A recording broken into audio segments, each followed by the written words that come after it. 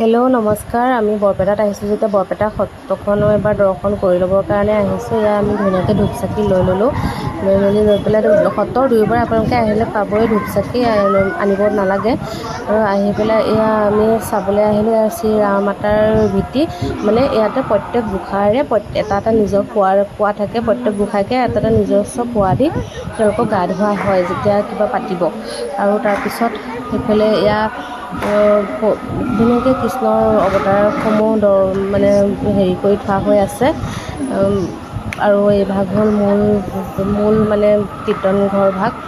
মই অলপ চলপকৈ কৰিছোঁ। আৰু তাৰপিছত ৰাজহাঁহ চাই আছে। তাৰপিছত এজোপা হ'ল তেলিকদম, য'ত কৃষ্ণই মানে জিৰণি লৈছিলে।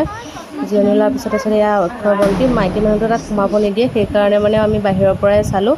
আৰু এয়া হ'ল শংকৰদেৱে নিজে পুথিসমূহ লিখিছিলে যে সেয়া অধ্যয়ন ঘৰ। আৰু এই ভাগ হ'ল মানে দেউলত গোঁসাইক ইয়াতে অনা হয়। এতিয়া খালী হৈ আছে, যেতিয়া দেউল মানে ফাকুৱা হ'ব তেতিয়া আনিব। আৰু তাৰপিছত ইফালে সেয়া শংকৰদেৱ আৰু মাধৱদেৱে নিজে মানে হাতেদি ৰোৱা ফুলৰ পুলি ধুনীয়াকৈ সযতনে ৰাখি থোৱা হৈ আছে। তাৰপিছত এইগছ চাকি নিজে তেল ওলাই থাকে, তেল দিব নালাগে।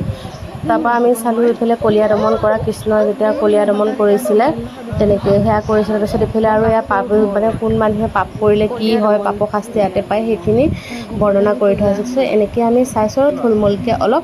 আৰু মই ভালকৈ ক'ব জনা নাই, যদি কিবা ভুল ভ্ৰান্তি হৈছে আপোনালোকে ক্ষমা কৰিব। তো ভিডিঅ'টো আজি